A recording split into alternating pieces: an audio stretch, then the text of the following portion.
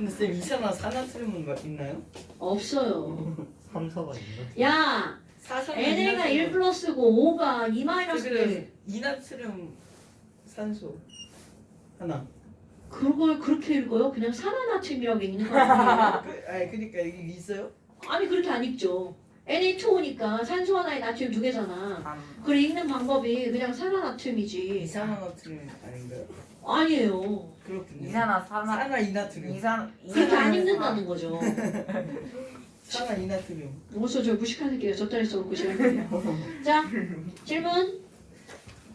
뭐 질문 하려고요? 55.2번이요. 55쪽 2번이에요? 앞에도 질문 몇 개 안 받았군요.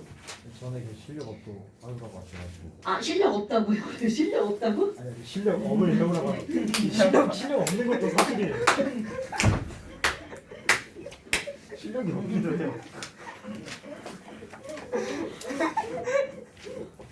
아니, 우리말 이렇게 어려운 거예요, 여러분? 아, 사실 실력 왜 하라고 그랬어? 야, 안 해도 된대, 사실. 그지? 안 해도 돼, 이거 실력 업. 아, 하지 마. 아. 괜히 마음 상해. 자, 우리 저쪽 가보자. 저쪽. 자, 저쪽 질문. 69쪽. 72쪽. 73쪽. 없어? 74쪽. 75쪽. 5번이 75쪽 5번? 아이고, 여러분, 이거는 사실 뭐 이렇게 문제 나올 건 아닌데 생각을 할 게 뭐가 있냐면 이 러더퍼드 아저씨가 금을 가지고 실험했단 말이야. 그 수많은 것 중에서 금을 가지고 실험을 했기 때문에 성공을 한 거야. 왜? 금은 원자 번호 79번이고요. 질량수가 197이란 말이죠. 그 원자 번호가 79번이라는 거는 79 플러스를 갖고 있다는 얘기잖아. 그러면 우리 지난번에 실험했던 게 뭐야? 이렇게 해가지고 여기다 알파 입자를 쌌어. 근데 여기에 다행히 79 플러스가 있었던 거잖아. 그럼 얘를 밀어내는데 알파 입자는 헬륨 2 플러스란 말이야. 그래서 이렇게 휘어졌죠. 이렇게 휘어졌죠. 그런데 여기에 알루미늄으로 바꾼다면 얘가 몇 플러스로 바뀌어버리는 거야? 13 플러스로. 그럼 79 플러스로 밀어서 휘어졌는데 이거를 13 플러스로 밀겠다는 거야. 무려 한 5분의 1 정도로 줄어들죠. 그럼 미는 힘이 5분의 1로 줄어들었어. 얘가 휘긴 휘겠지만 휘어지는 각도가 어떻게 될까요? 매우 적겠죠. 그럼 잘못하면 얘네들이 막 이렇게 막 퍼졌는지 안 퍼졌는지 알 수가 없답니다. 그리고 또 하나, 이거 튕겨나오는 거 있잖아요. 이 튕겨나오는 것도 잘못하면 알파 입자가 얘를 어떻게 할 수도 있어? 밀어버려요. 밀어버릴 수도 있다는 거죠. 그러니까 이걸 밀어버리면 뭐야? 이렇게 튕겨나오는 애들이 없을 수도 있겠죠. 그런데 없진 않고 있긴 있어요. 그럼 있긴 있지만 제대로 튕겨나오지 않겠죠. 근데 문제는 이건 있어요. 있기는 있어요. 튕겨져 나오는 애가 있기는 있어요. 얘가 이 정도를 안 부서져요. 부서지려면 어느 정도가 되면 얘 밀어내고 부서지냐면 가서 이렇게 때려가지고 밀거나 부서집니다. 이거 베릴륨 4번 정도 있죠. 얘는 가서 부딪히잖아? 원자 핵이 뽀개집니다. 왜냐면 질량은 2배밖에 안 돼요. 질량은 2배밖에 안 되는데 속도가 워낙에 빠르죠. 그래서 얘는 완전 부서집니다. 그럼 얘는 부서지는 정도는 아니에요. 하지만 튕겨나오는 개수도 줄어들겠죠. 근데 문제는 뭔지 알아? 튕겨나오는 개수는요, 원래도 극히 일부만 튕겨나왔잖아. 그러니까 준다고 해서 그걸 느낄 수는 없어요. 그런데 뭐는 확 느껴지니 이렇게 휘어지는 각도는 확 줄어듭니다. 오케이? 그래서 여기서 눈에 보이게 진로를 예상했을 때 다르게 변하는 지점 바로 뭐냐면 휘어지는 알파 입자의 각이 작아지겠죠. 휘어지는 정도라고 하면 되겠죠. 휘어지는 정도가 덜 휘어지겠죠. 이게 눈에 보이는 효과입니다. 실제로 이 베릴륨을 놓고 실험을 하잖아요. 그럼 베릴륨이 완전 뿌개져. 그럼 여기서 플러스도 튕겨 나오고 중성자도 튕겨 나오겠죠. 그러니까 이 주변에다가 어떤 걸 설치하냐면 마이너스와 플러스를 설치합니다. 그럼 여기서 튀어나온 알파 입자는 플러스잖아. 그럼 얘는 무슨 극 쪽으로 끌려가? 마이너스 극 쪽으로. 그럼 만약에 전자가 나왔다면 플러스 극 쪽으로 끌려갔겠죠. 그런데 그거에 관계없이 여기 하나 저기 하나 저기 하나 막 지멋대로 퍼져나간 애들이 있어요. 전기를 안 띠는 게 있구나. 그러면 핵 안에는 플러스만 있는 게 아니라 뭐도 있다. 전기를 안 띠는 중성자도 있다라고 해서 그걸 1932년에 완전히 다 알아낸 겁니다. 오. 이게 신기하죠. 그러니까 이제 그런 여러 가지 실험을 통해서 원래 하나의 실험을 금 가지고 성공하잖아? 전부 다 해봅니다. 우리 금으로 끝날 것 같지만 이것저것 다 해보는 거야. 우라늄 원래가 바꾸기. 실험이 그래요. 우라늄 바꾸도예요. 생각 저런 새끼는 기지개 맞아야 돼. 쌤 근데 어. 핵분할 때 중성자 하나로 우라늄을 어떻게 쪼개요? 그러니까 중성자가 얼마나 빠른 속도로 쏴야 되겠어. 아 그렇군요.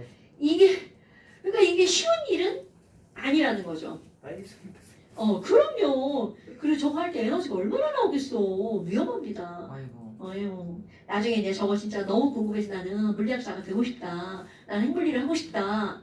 그런 사람 이제 저쪽으로 가는 거죠. 난 한 개도 안 궁금해. 저런 게 왜 궁금해. 지금 보이는 게 더 궁금해. 난 안 보이는 거 따위 궁금하지 않아. 사람마다 관심 있는 분야가 좀 달라요. 우주가 궁금한 사람도 있죠. 나는 우주 따위 절대로 궁금하지 않아. 어차피 가지도 못할 건데 뭐 라고 생각하면 발전이 없겠죠. 언젠간 갈 수 있어 라고 생각해야 되겠지. 난 그런 인간입니다. 저기 다음 또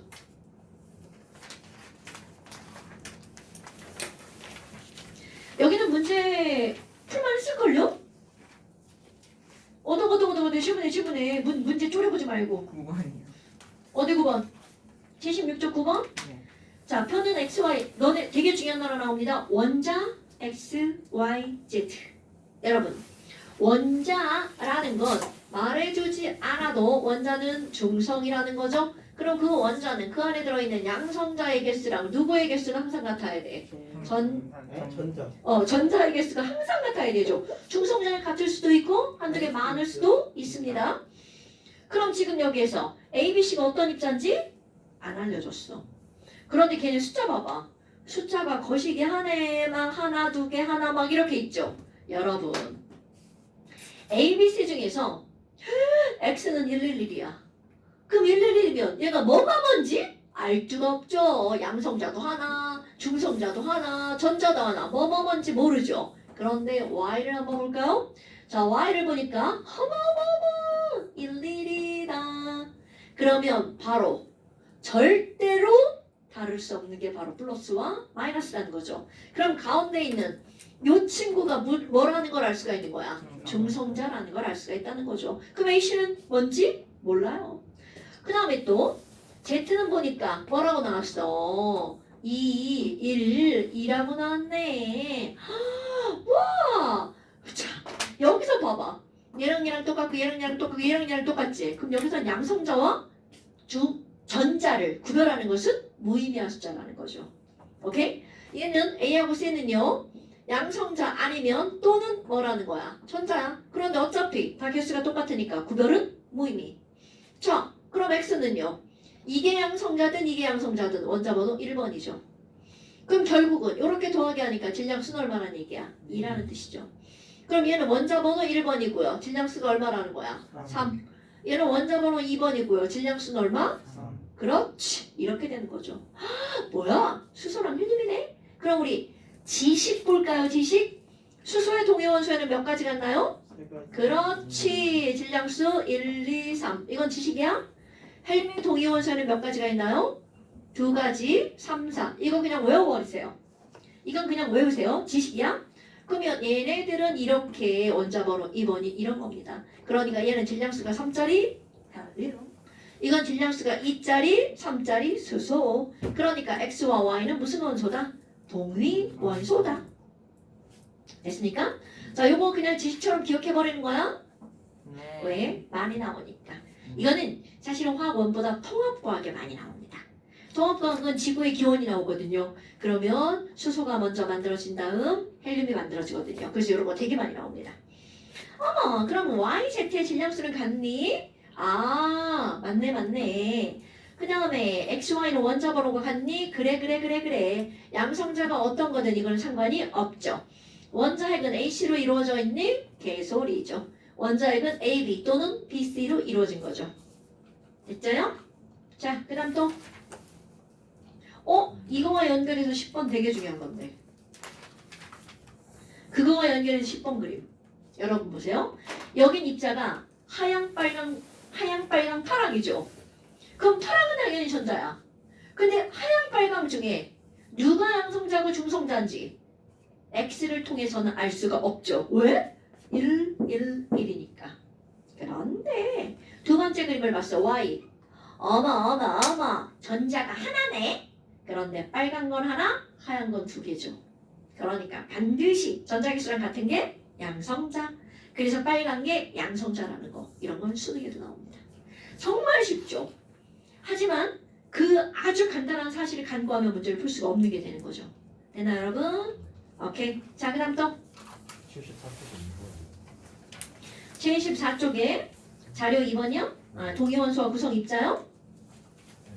그게 2번이죠? 3의 2번이요. 자료 3의 2번이요. 자, 지금 이거는 무엇에 관한 거니? 우리 예전에 했던 거네. 자, 우리 또 기본 지식 한번 볼까요? 자료 2번에, 자료 3번에 기본 지식은 무엇에 관한 문제니? 염소의 동위원소. 어머, 우리 알고 있잖아. 염소는 35짜리 염소랑 37짜리 염소랑 몇 대 몇의 존재 비율로 있다는 걸 알고 있어요. 3대 1의 존재 비율로 있다는 걸 알고 있잖아요. 그래서 얘네들의 또 평균 원자량이 얼마라는 것까지 외우고 있죠. 오, 굿잡. 이런 건 지식이야? 평균 원자량이 35짜리 35.5라는 것까지 알고 있어요. 그런데 거기서 뭐라고 나니? CL2에 대한 자료다. 또 우리 또 이것도 시험 볼 걸 그랬나? 우리 맨 앞에서 봤단가? 자, 여러분 CL2는요 CL 원자랑 만나서 CL2가 되는 거잖아요. 그런데 CL에는 얘랑 몇 가지가 있어요. 두 가지. 그래서 이렇게 주머니에 있었죠 라고 얘기했잖아요. 그럼 35짜리 CL이랑 37짜리 CL이 이쪽에 두 가지가 있는 거고요. 여기도 35짜리 CL이랑 똑같은 거니까 37짜리 CL이 이렇게 두 가지가 이쪽에 있는 거잖아요. 그럼 이 중에 하나 픽하고 이 중에 하나 픽해서 CL2가 되는 거잖아. 그럼 픽할 수 있는 경우의 수는 어떻게 되는 거야? 하나, 둘, 셋, 넷 이렇게 되는 거잖아요. 그럼 하나 하면 얼마짜리가? 70짜리 CL2죠. 둘 하면 얼마짜리가 만들어지는 거야? 72. 그렇지. 72짜리 CL2가. 셋 해도 얼마짜리가 만들어져? 72짜리 CL2가. 넷 하면 얼마가? 74짜리 CL2가. 이거 이렇게 쓸 줄 알아야 됩니다, 여러분. 그러니 우리는 지금 존재 비율이 이게 몇 대 몇이라는 걸 알았어. 3대1. 그럼 얘가 3개가 있으면 얘가 3개가 있는 거니까 1번 충돌하는 수는 얘가 3개, 얘가 3개니까 3 곱하기 3. 그러니까 얘가 9고요. 이거는 3. 이것도 3. 이거는 1. 그러니까 요거 두 개는 똑같은 거니까 1의 존재 비율은 9대 6대 1. 그렇지. 3, 3이니까 6개잖아요. 그럼 이거에 관한 얘기란 말이야. 자, 그렇다면 기억 봐봐요. 동위원소, 구성하는 동위원소. 요거 두 개로만 이루어진 거네. 그러면 기억, 이들의 분자량은 35짜리가 35짜리니까 얼마짜리가 있는 거야? 70짜리 CL2. 그 다음에 존재 비율, 리을에다는 뭐라고 써야 돼? 9라고 써야 되겠죠. 그 다음에 그 밑에 니은은요. 니은은 요거 둘 중에 하나만 생각하면 안 됩니다, 여러분. 왜냐하면 요거를 좀 구체화시켜 볼까요? 자, 요렇게 이게 2번이었잖아요. 그럼 2번이라고 하면 37짜리 CL과 35짜리 CL이 이렇게 있는 거잖아. 그럼 이게 3번이잖아요. 그럼 3번은 35짜리 CL과 37짜리 CL이 만난 거죠. 그럼 얘네 봐봐. 요거는 이렇게 놓여 있는 거고요. 얘는 이렇게 놓여 있는 거죠. 그럼 이건 내가 앞뒤 순서만 다를 뿐 얘와 얘는 사실은 어떤 거라고요? 같은 거. 그러니까 이걸 3만 보는 게 아니라 그렇게 3짜리와 3짜리가 더하기 한 만큼 있는 거죠. 그러니까 니은번 분자량은 72, 미은번 존재 비율은 6이라고 써야 되겠죠. 됐나요, 여러분? 이제 어떻게 되는지 알겠죠? 그러니까 우리 앞에서 내가 이거 시험 본 거 기억나 안 나? 이거 되게 중요한 겁니다. 아주 이거 충돌 횟수하는 거 별것도 아니잖아. 이게 무슨 화학이야? 다 산수지. 그리고 나중에 너네 이거 중학교 3학년 과정에 책무례감 이거 나온다고요. 9대 3대 3대 1 분리의 법칙, 멘델 유전 법칙 거기 나온다고요. 왜? 확률은 화학이나 수학이나 물리나 생물이나 다 똑같거든요. 그러니까 이놈의 수학은 모든 과목의 기본이라는 거죠. 와우. 그래서 맨날 수학 하는 거야. 애들이 맨날 괴로워하는 거. 공대 갔어. 공수라고 하죠. 공수 때문에 미쳐. 공업수학 뭐 이런 거 있죠. 네, 공대가 아니니까 난 몰라. 자, 그다음 또. 문제가 꽤 되네.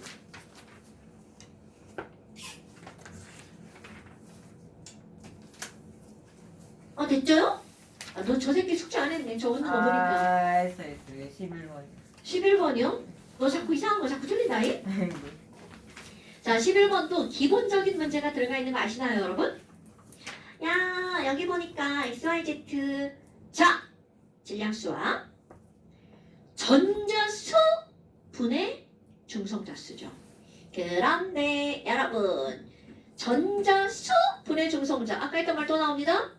모든 원자에서는 전자의 개수는 곧 무엇의 개수와 똑같다고요? 양성자 개수와 똑같다고요.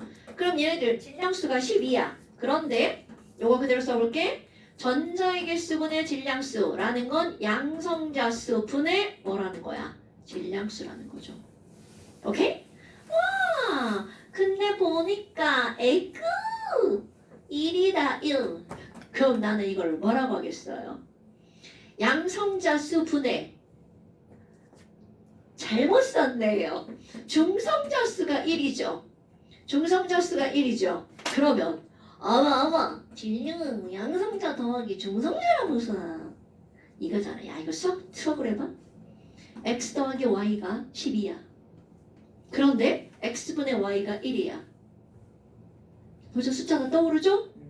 자, x는 얼마, y는 얼마? 66. 그럼요, 이렇게 하는 거죠. 이거 질문하는 게 병신 아니에요? 아저씨 문제 잘못 봤어. 아, 그래요? 자, 이거 한번 해볼까요? 얘는 그럼 뭐야? x 더하기 y가 14. x분의 y가 3분의 4. 그럼 이거 배수해서 이거 더하기 한 거 나오면 되는 거 아니에요? 예. 3, 4, 6, 8. 그럼 얘는 6, 8이네. 오케이? 그럼 얘도 한번 해볼까요? z는 성중 한번 해볼까요? 아이씨, 졸라 쉬워. 77. 그렇지. 얘는 77 이렇게 되죠. 그러면 요거 그대로 갖다 써볼까요? 6번에 12, 6번에 14. 헐! 탄소의 동위 원소다. 와. 어머! 그럼 이건 7번에 14. 이렇게 나오네요.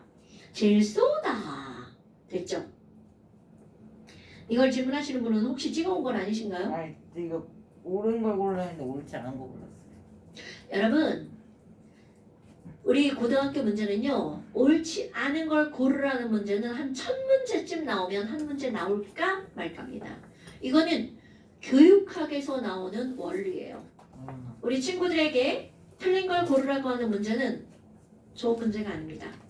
모든 문제는 옳은 걸 고르라고 하는 겁니다. 오케이?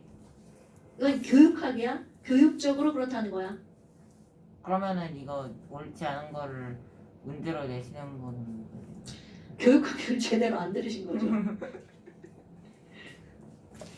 진짜로 그렇게 나옵니다. 아니, 교육대학원을 다닌 지 얼마 안 돼가지고 기억을 하잖아. 근데 내년 되면 까먹을 거야. 대학원을 다니기만 했어. 논문을 안 써가지고 졸업장을 안 주더라고. 수료야, 수료. 안 쓰려고. 논문 쓰다 죽을까봐.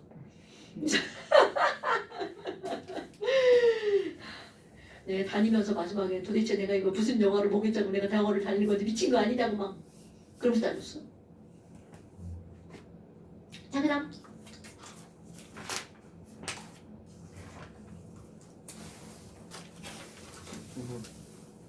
어디? 19번. 19번이요? 산수 막 나오죠. 산수. 나도 미치겠어 이런 산수. 자, 용기 하나에 들어있는 O2와 CO2에 대한 얘기네요. 아, 그런데 O2를 뭐 기세 요상 야릇하게 써놓지 않았어요? 자, 여러분 보세요.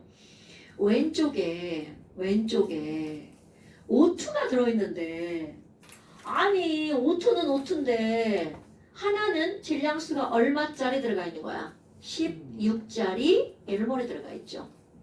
어머. 자, 5, 16, 5, 16. O2처럼 보여요? 어머. 다녀오세요. 자, 얘 O2처럼 보여요? 왜 부엉이 눈처럼 보이죠? O2처럼 보이나요? 웃는 모습. 그럼 이거는 뭐야 이거 우리가 일반적으로 알고 있는 O2야. 질량수 얼마짜리? 32짜리 O2죠. 아이고, 그럼 얘 1몰이 들어있네요. 자, 얘 몇 몰이 들어있다고요? 1몰이 들어있네요. 그 다음에 이제 또 하나는 뭐가 들어가 있니? 18짜리. 질량수가 18짜리. 질량수가 18짜리. 이렇게 들어있죠. 그럼 너네들이 이게 어떻게 보여야 되니? 아, 얘는 양성자가 8개구나. 그럼 여긴 중성자도 8개인데 여기는 중성자가 10개씩 들어있네. 어머나. 이런 거죠. 오케이? 그런데 여하튼 그런 게 몇 몰이 있다는 거야? 1몰이 있다는 거죠. 어머나. 그러면 나눠볼까요, 여러분? 뭐와 뭘로 한번 나눠볼 거냐면 저 문제 난 아직 안 봤어요. 그럼 여기 양성자가 얼마나 있고 중성자가 얼마가 있는지 한번 봅시다. 그럼 O2니까 1몰 안에 양성자는 그런 18개요? 양성자? 16. 그렇게 한 거죠? 그러면 양성자는 몇 몰 있어야 돼? 16몰. 그럼 중성자도 이거 빼니까 8이니까 이것도 몇 몰 있어야 돼? 16몰 있어야 되겠죠. 오케이? 그런데 여긴 좀 달라지죠. 양성자는 88, 1몰이니까 얘는 몇 몰 있어야 돼? 16몰 있어야 되죠. 하지만 중성자가 여기 10, 여기 10이니까 얼마가 되는 거야? 20 곱하기 앞에 1이 있는 거죠. 그러니까 얘는 20몰 이렇게 되는 거죠. 뭐? 됐나요, 여러분? 나 저기 빼기 잘하나 감시해야 돼. 자, 그 다음에 그 옆에 있는 애. 졸라 복잡해. 근데 풀어가는 방법은 똑같죠.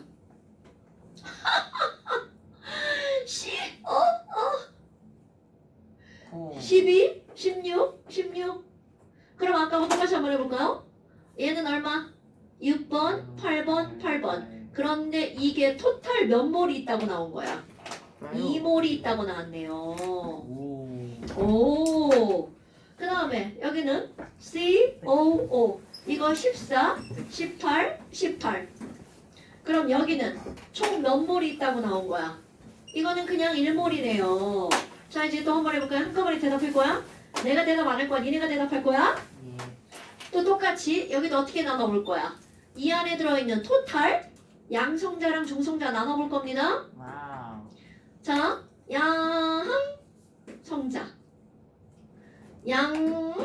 양성자 2 곱하기 잘했어? 20. 잘했어. 2 곱하기 20은 아, 44요? 잠깐만요. 이거 얼마? 6, 6. 8. 미안해. 아이씨. 제가 이런 거 아시죠? 그리고 이거 8이 16이니까 여기 양성자 22몰. 그럼 여기 중성자는 여기 빼기 잘해야 돼? 6, 8. 아마 똑같다. 그러니까 중성자도 얼마? 22몰. 이 곱해줘야 되는 거 아니에요? 이 안 곱했어? 네. 야, 씨, 니 곱하기 해서 이제 알려준 줄 알았어. 44. 그럼 여기는요. 1몰이니까 곱하기 안 해도 되네? 6, 8. 여기는 진짜 22몰이네. 양성자. 오케이? 네? 이거 어떻게 한 거야, 이거? 위에 거.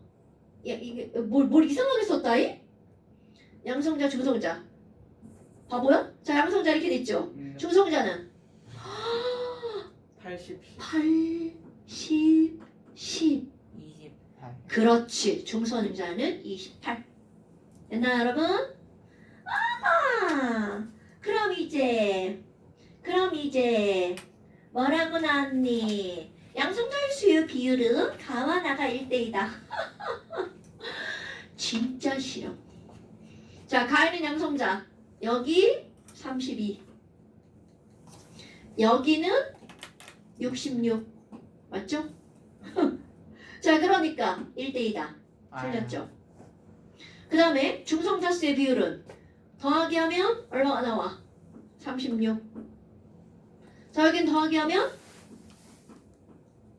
72. 72. 오, 얘 두 배네. 오, 아니다. 얘 두 배네. 근데 아니에요. 어? 아니 나 더하기 잘못했어? 아니 아니. 네, 그 니은번이 잘못됐어. 이거 뭐 고르는 거야? 옳은 거. 야, 양성자수 1대2야? 아니요. 아니잖아.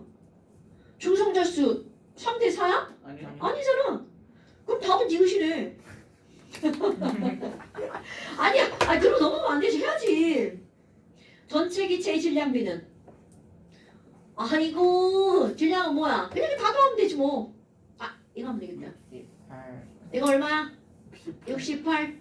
이거 얼마야? 138. 138. 쉣. 저거 맞아? 네네. 맞는 것 같다. 아우 숫자 징그럽죠. 근데 봐봐. 이 문제나 우리는 전부 다 양성자, 중성자, 전자에 관한 얘기죠. 전자는 뭐 양성자 똑같은 거니까. 와우. 자 왜? 어디 째려봤어? 그냥 뭐 그냥 본 거야? 좋아요. 실력 업은 안 됐죠? 자 이제 실력 업 배우세요. 네. 자, 네 문제. 그 다음에 이제 오늘 아주 또 새로운 내용을 한번 볼까요? 와우. Orange book. 파동. 41점. 파동. 자, 이거 지우는 동안 잠시 쉽시다. 저는 지울게요.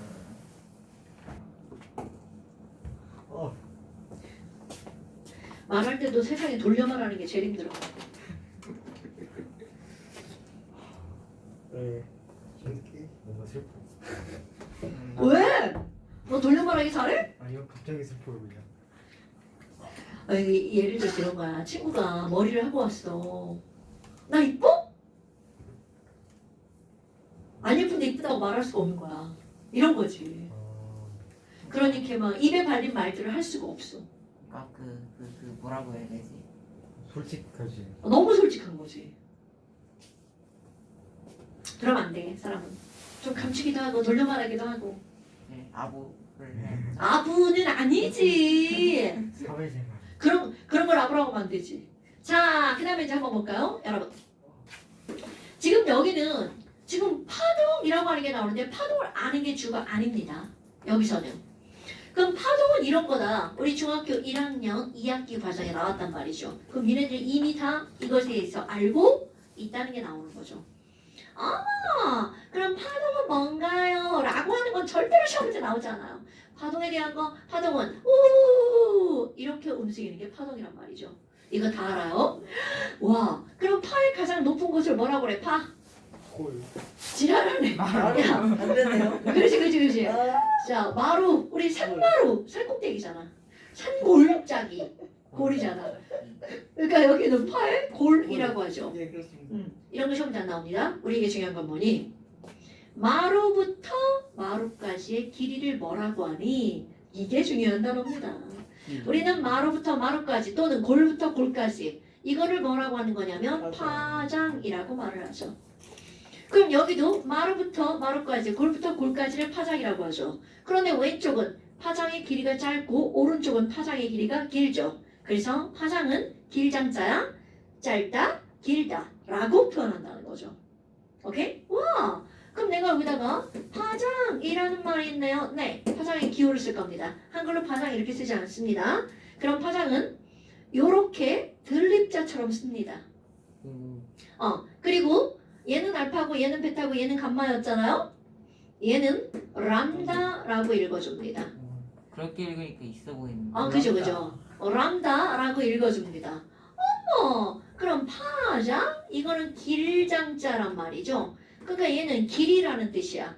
그럼 파장의 단위는 뭘 쓴다는 뜻일까요? 길이의 단위? 센티미터? 미터. 물론 센티미터도 있죠. 그럼요. 자, 그러면 파도는 미터 맞아. 자, 파도가 출렁.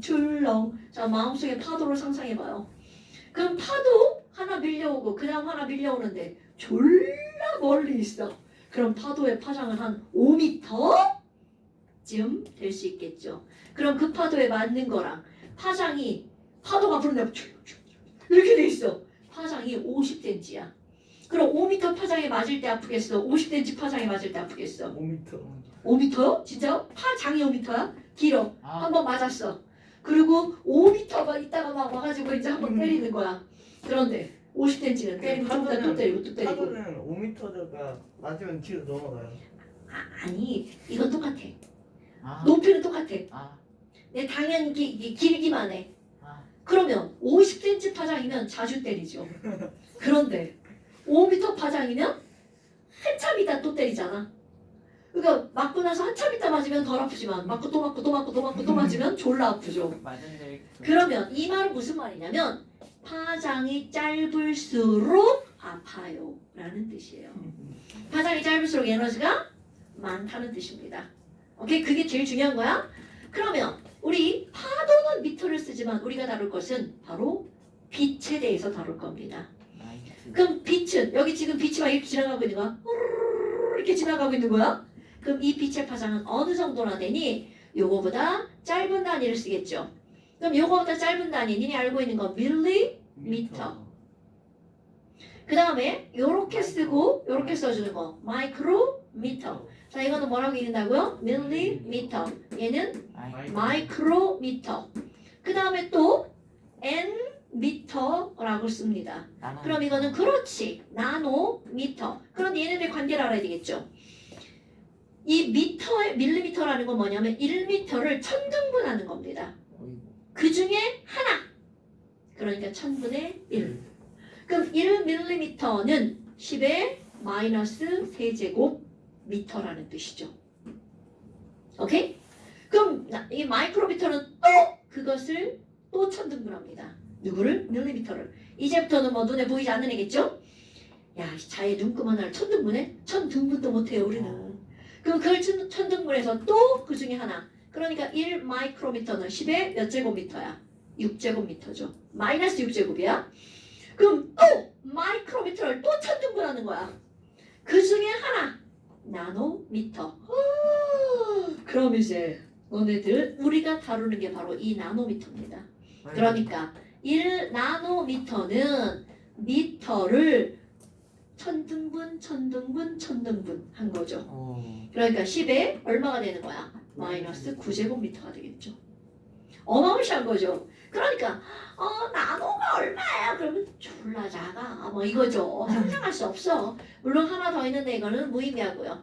이거는 피코미터. 또 1000등분입니다. 아이고. 우리는 뭘 다룬다고요? 나노미터. 이 정도로 작은 단위를 다루겠다라는 뜻입니다. 그 다음에 또 우리 진동수라고 하는 게 나오는데 어디서 많이 들어본 단어죠. 진동수는 frequency라고 해서 F라고 씁니다. F. 그럼 얘네들은 진동수의 의미가 뭐니? 라고 하잖아요. 자, 여러분 여기 파장의 마루죠? 마루가 내려갔다가 다시 올라왔어. 이게 1회 진동한 거죠. 그럼 1초 동안 몇 번 출렁이냐? 이런 걸 진동수라고 얘기를 합니다. 그러니까 얘네들은 몇 번 출렁이냐? 몇 번 출렁이냐? 1초 동안 회퍼초죠. 그럼 만약에 60회 퍼초 그러면 1초 동안 60번 출렁이는 거야. 졸라 많이 출렁이네? 이런 파도에 맞으면 나가 떨어지겠죠. 그럼요. 1초에 60번 맞는다 생각해봐.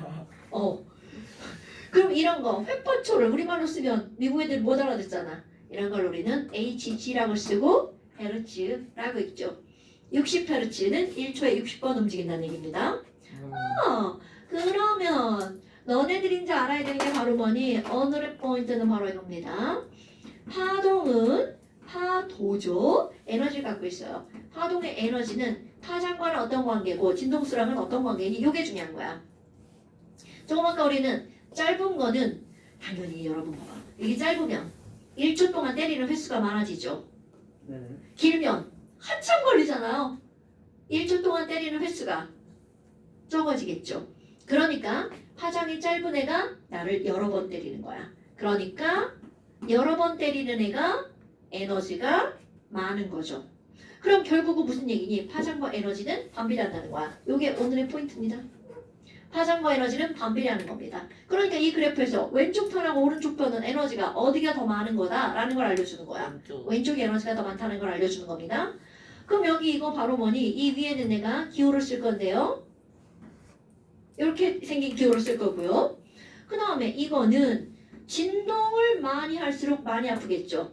1초에 여러 번 진동할수록. 그러니까 진동수랑은 어떤 관계라는 거야? 비례 관계라는 거죠. 그래서 실제로 물리나 화학에서 에너지는 이런 식이 나오거든요. 그럼 H는 뭐예요? 사실은 몰라도 됩니다. 상수거든요. 아이고. 그런데 사실은 어마무시하게 중요한 상수입니다. 이런 걸 우리는 플랑크 상수라고 말을 합니다. 6.67 곱하기 10에 마이너스 34제곱 줄 곱하기 세크라는 뜻이거든요. 몰라도 돼요. 그럼 C는 뭐니? 이거 다 너네들 아는 상수예요. 상수. 오케이, 광속, 빛의 속도. 그러니까 이거는 상수니까 인터넷에 너네 HC 이렇게 치잖아요? 곱하기 한 숫자가 딱 뜹니다. 둘이 곱하기 해준 숫자. 1초에 30만 킬로미터를 간다면서요. 두 개 곱하기 한 숫자가 떠버립니다. 시속도는 미터 단위로 가요? 30만 킬로미터 per sec. 왜냐면 미터로 하면 30만보다 또 숫자가 더 커지잖아. 그래서 동그라미 3개 또 붙여야 되잖아. 그러니까 우리는 빛은 빠르니까 킬로미터 단위로 들어가는 거야. 좀 느린 애는 미터나 센티미터 단위로 들어갈 때도 있겠죠. 그럼 뭐야? 에너지와 파장은 어떤 관계구나? 반비례고 진동수는 비례네? 그러니까 맨날 시험 문제 나오는 건 요거 두 개가 나옵니다. 에너지와 파장. 그래서 내가 여기다 뭘 쓸 거니? 도대체 뭘 공부할 건데? 햇빛. 햇빛. 이거 물리를 조금 배운 사람은 햇빛은 전자기파다. 이런 말 들어봤을걸요? 우리는 그런 말은 필요 없습니다. 그런데 햇빛을 한번 볼까요? 중학교 1학년 과정 또 나옵니다. 햇빛은 뭐선으로 이루어져 있을까요? 자외선. 자외선. 자외선. 뭐? 자외선. 뭐 무슨 선이라고? 가시광선. 가시광선. 그렇지. 자외선이랑 가시광선이랑 또 하나. 하나는 모르는 거야? 적외선 맞아요? 그렇지, 적외선. 맞는데? 쟤 뭐라고 그랬어? 적외선이라 했어요. 진짜? 내가 좀 이상하게 들었나? 막 가계선이라고 들었지, 가계선? 가시광선, 자외선, 적외선 이런 게 있구나. 그런데 여기에서 도대체 이들의 파장은 어떻게 될까요?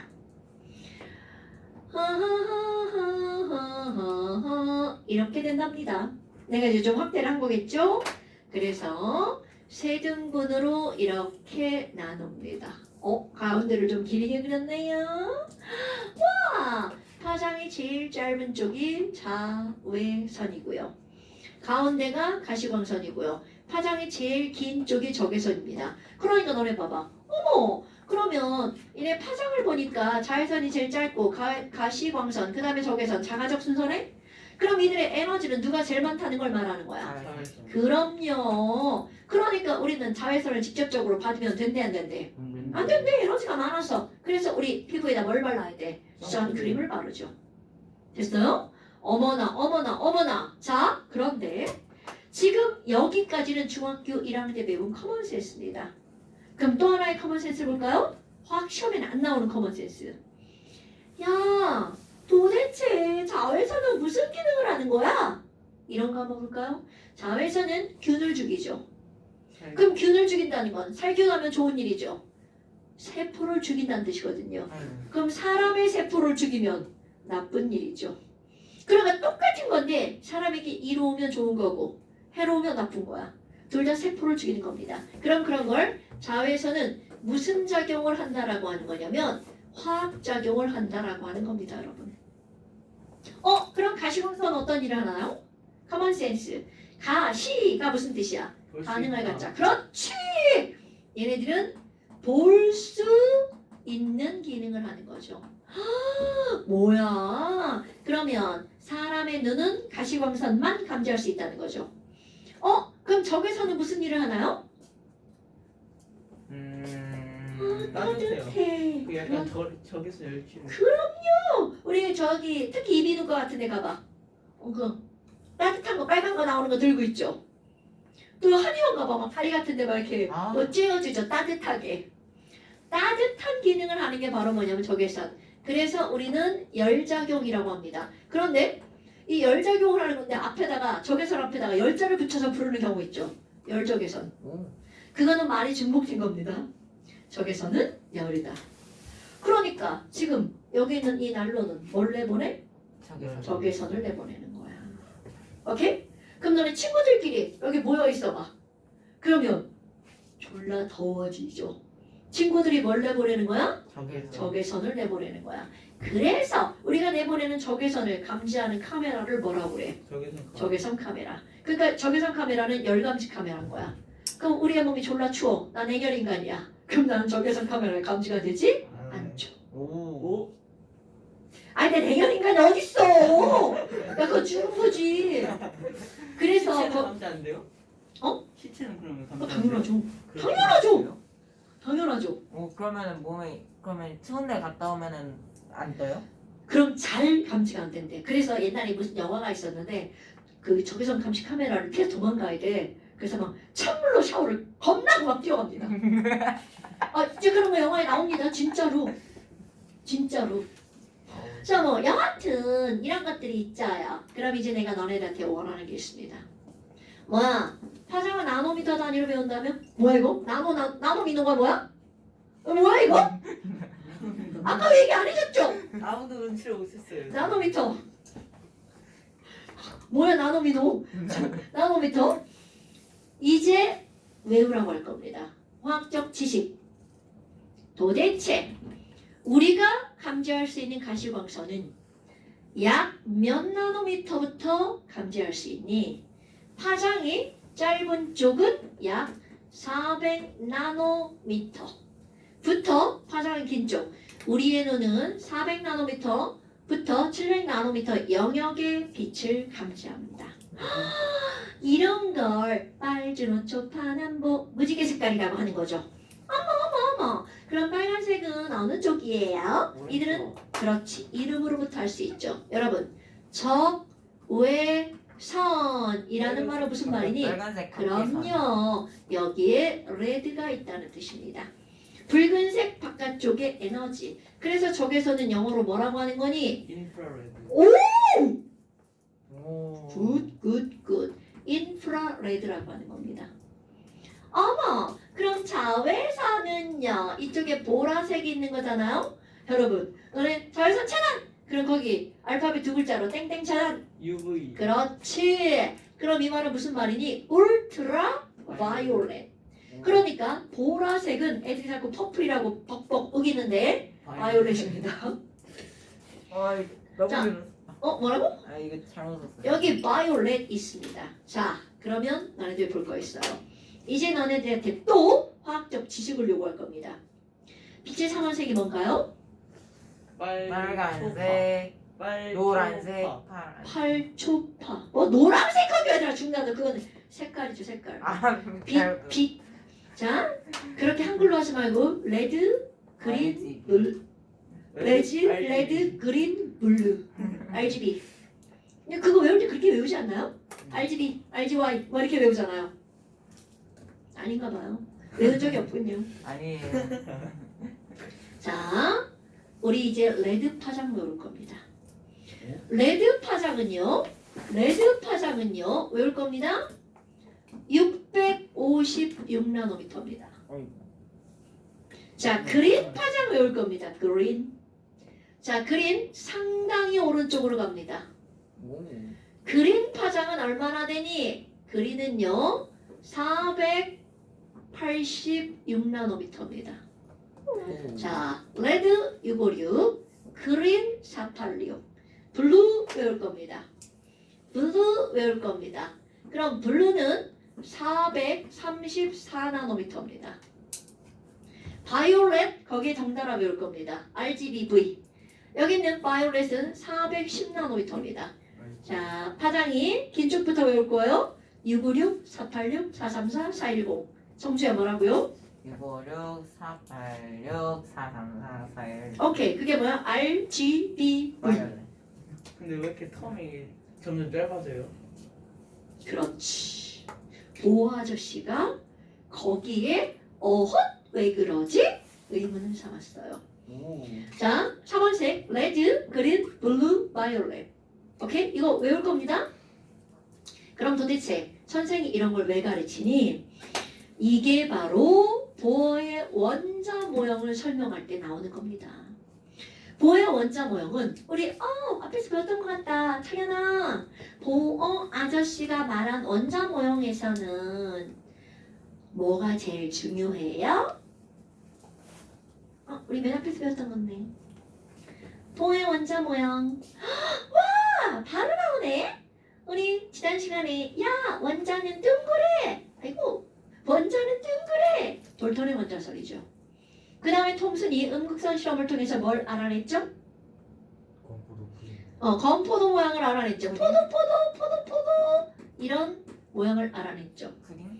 그 다음에 이제 러더퍼드가 뭘 알아냈죠? 그전 원자에 그럼 원자의 플러치 바깥쪽 비어있죠. 전자 움직여. 이런 얘기를 했단 말이죠. 그 다음에 오늘 배우는 겁니다. 보어 아저씨가 등장을 합니다. 그럼 이 보어 아저씨는 무슨 실험을 하니? 무슨 실험을 했니? 제목은 이제 한 장 넘겨주시면 됩니다. 제목은 한 장 넘겨주시면 됩니다. 와, 뭐야? 제목이 막 이상하게 나왔죠? 거기 제목이 보어의 원자 모형이라고 나오고 1번 뭐라고 나왔나요? 수소의 선 스펙트럼 이런 말이 나옵니다. 그러면 이런 제목은 왜 나오게 되었니?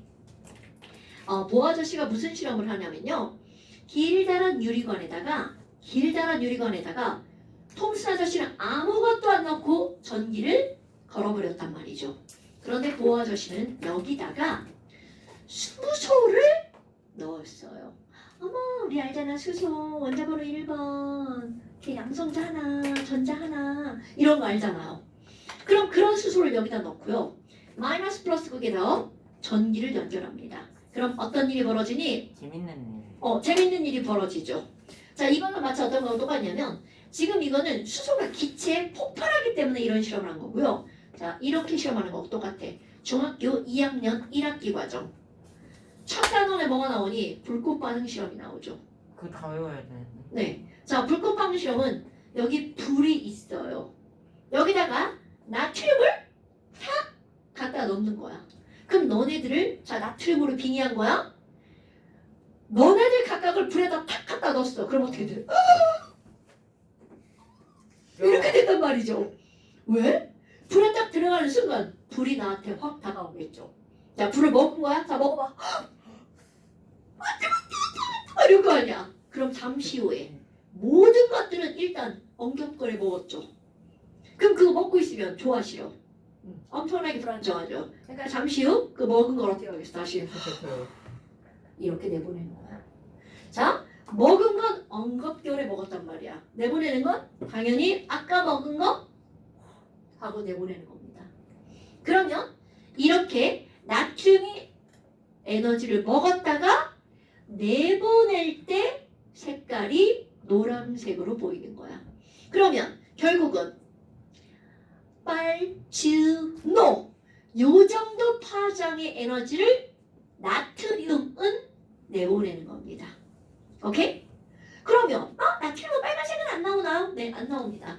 모든 원자는 자기가 먹을 수 있는 에너지가 정해져 있습니다.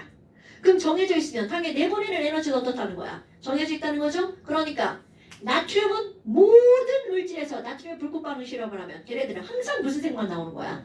노란색만 나오는 겁니다. 오케이? 그런데 그 똑같은 실험을 수소로 하는 겁니다. 오. 그런데 수소는 그렇게 태우면 폭발하니까 색깔을 볼 수가 없잖아요. 아. 폭발하지 말라고 이제 불을 직접 떼는 게 아니라 여기다가 전기 에너지를 가하는 겁니다. 여기에 수소가 들어있는 거야. 스위치 꾹 누르는 순간 전기 에너지가 팍! 자, 에너지 먹어. 그러면 수소 에너지 먹었어. 잠시 후 얘 다시 어떻게 돼? 뱉어요. 이렇게 내보내는 거야. 그런데 그 내보내는 에너지가 우리의 눈에 반짝하고 빛으로 보입니다. 그런데 그 빛의 색깔이 무슨 색으로 보이는 거니? 하얀색으로 보였어요. 그럼 우리 과학하는 사람들 다 알죠? 하얀색으로 없잖아. 그럼 빛이 흰색으로 나오는 건 레드, 그린, 블루가 색소가 전부 다 어떻게 되는 거야? 한꺼번에 섞여서 보이는 거죠. 자, 청현아, 색깔의 삼원색 RG와I를 섞으면 무슨 색이야? 굿잡. 빛의 삼원색 RGB를 섞으면 그럼요. 그러니까 뭘 태웠는데 흰색이 나왔어. 뭐야? 여기 RGB 다 들어있네. 이렇게 할 수가 있다는 거죠. 그런데 이제 그걸 어떻게 해야 돼? 확인해야겠죠. 확인. 그러면 눈으로 하얀색 눈으로 보면 그냥 하얀색이야. 그럼 그걸 확인하려면 빛을 전부 다 요렇게 생긴 애를 통해서 프리즘을 통해서 프리즘은 한번 들어간 빛이 쭉 나뉘어서 나오죠. 와, 파장별로 나누어져 나오죠. 이런 걸 우리는 뭐라고 하는 거야? 분광기라고 하죠. 빛을 나누는 기구. 프리즘이 들어가 있는 기구를 분광기라고 하죠. 그래서 얘를 분광기를 통해서 봅니다. 그랬더니 어떤 일이 벌어졌니? 분광기는 얘 써본 적 있어요? 분광기? 본 적은 있어요. 청문대에서 만드는 건 만들기 되게 쉽죠. 종이 있잖아요. 까만 종이를 준비를 해서 까만 게 제일 좋아요. 둘둘둘 말죠.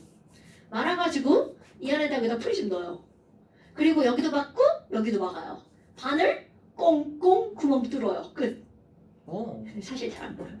이렇게 해가지고 얘를 딱 이렇게 보잖아요. 그럼 이 안에서 빛이 쫙 나누어집니다. 그런데 이 베이스가 졸라 까맣죠. 그러니까 여기 있는 이 분광기 안에서 보이는 건 베이스가 까만 거야. 까만 거야. 베이스는 다 까맣습니다. 그런데 그 안에서 빛이 선으로 보입니다. 어떻게 보이니? 레드 하나, 그린 하나, 블루 하나. 바이올렛은 없으니까 다시 빨간색으로 바이올렛 하나 이렇게 보입니다.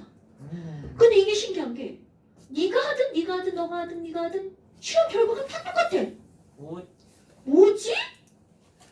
보아가 여기에 의문을 가진 거야. 도대체 왜? 도대체 왜 이렇게 나타나지? 그럼 의문을 가진 게 바로 뭐니? 1번. 야, 빨간색 다음에 까매. 그럼 수소가 내뿜는 색깔은 빨간색과 초록색 사이에 아무것도 없다. 그럼 색깔이 연속이라는 거야? 불연속이라는 거야? 그럼요. 불연속이니까 이런 걸 우리는 선 스펙트럼이라고 하죠. 어머, 스펙트럼 또 우리 또 다 안다고 전자고 그냥 나가버리네. 스펙트럼이란 색깔의 띠를 스펙트럼이라고 합니다. 띠는 다 스펙트럼이야. 그런데 이것처럼 하나, 나 하나, 내 하나, 따라 연속이 아니야. 이런 걸 불연속으로 나타나는 거죠. 그럼 얘네들은 수소의 선 스펙트럼은 이 사람 중요한 포인트. 도대체 왜 불연속이지? 왜 불연속적이지?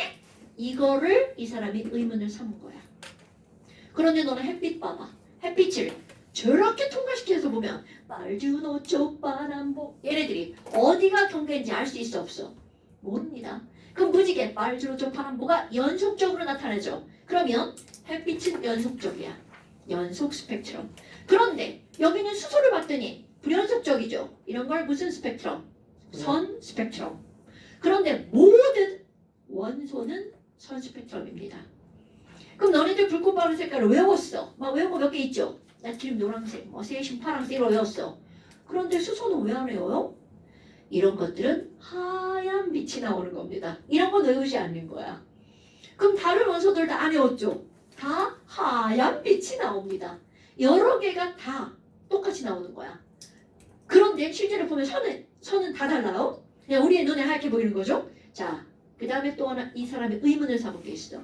아까 동거 얘기했던 거요. 뭐야? 간격이 왜 이따위지? 간격에 의문을 삼은 거야. 야, 선에 간격이 왜 이따위지? 그럼 왜 이따위지는 조금 더 구체화시키잖아요.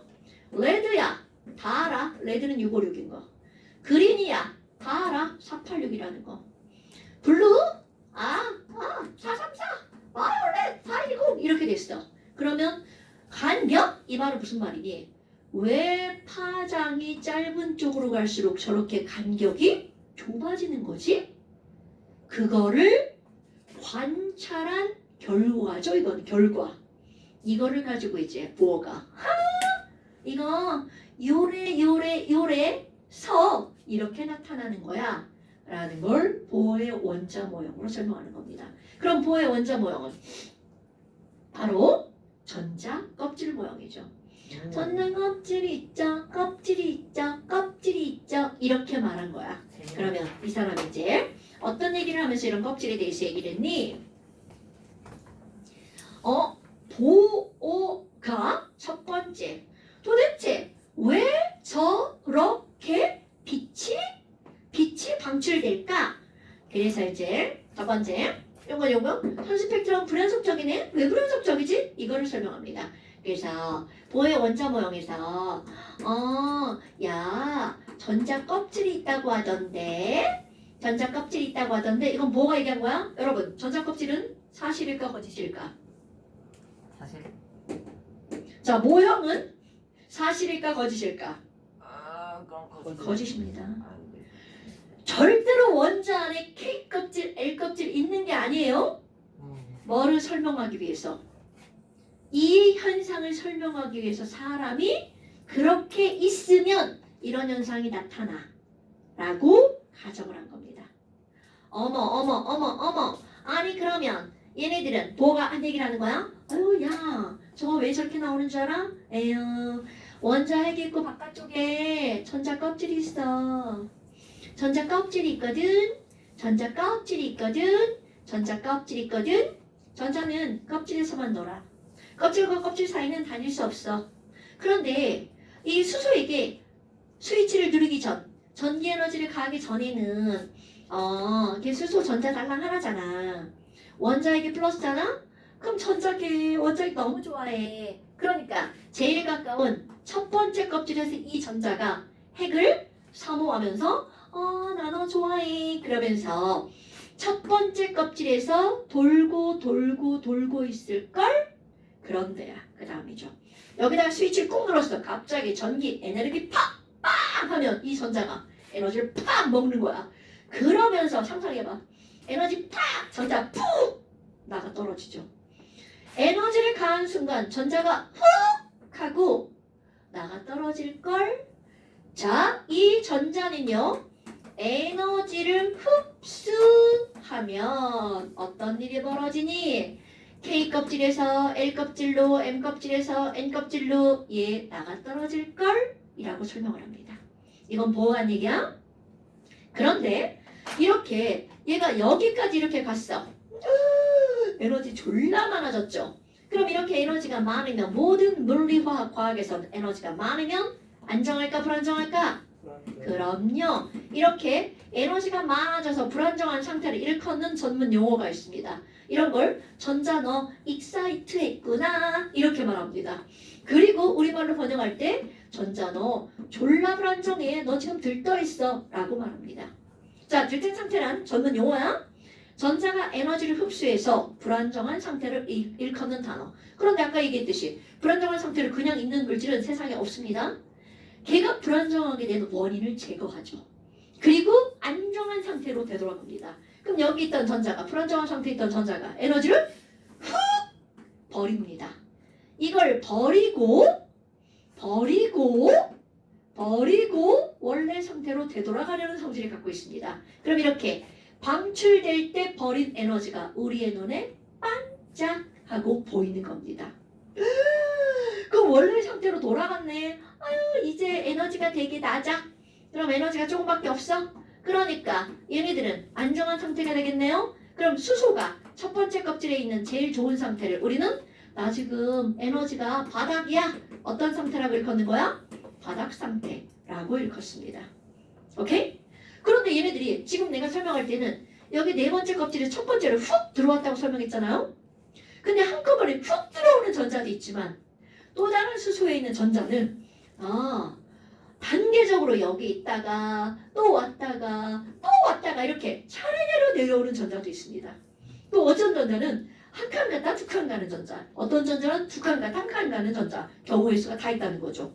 그런데 어떻게 가든 자 중요한 거야. 절대로 껍질과 껍질 중간은 있을 수가 없어. 그러니까 얘네들이 방출하는 에너지는 요만큼 아니면 요만큼 아니면 요만큼, 이만큼 아니면 요만큼, 또 요만큼 아니면 이만큼, 아니면 한꺼번에 내려오는 거. 그럼 그 중간에 에너지는 있을 수 없어. 그게 바로 불연속적이라는 걸 설명하는 겁니다. 자, 선 스펙트럼이 불연속적인 이유, 전자 껍질이 불연속적이기 때문입니다. 전자 껍질은 절대로 연속적이지 않습니다, 여러분. 됐어요? 이 사람이 이제 그렇게 얘기한 거야. 그런데 도대체 간격은 뭐야? 이것도 설명해야 되겠죠. 간격은 뭐야? 그래서 이런 간격을 설명하는 게 너네들이 이제 공부해야 되는 가장 단순합니다. 중요한 내용이 되는 거죠. 아니 그러면 여러분 설마 이거 껍질 까먹은 거 아니죠? KLMN. 그럼 저 간격을 설명하기 위해서 나오는 거 이런 걸 우리는 뭐라고 하는 거니? 이 전자 껍질들의 전자가 움직여 다니면서 에너지가 흡수되거나 방출되죠. 그럼 너네 봐봐. 뒤쪽 껍질로 갈수록 에너지가 점점 흡수가 된다는 얘기잖아. 그럼 에너지량이 점점 어떻게 된다는 거야? 많아진다는 거잖아요.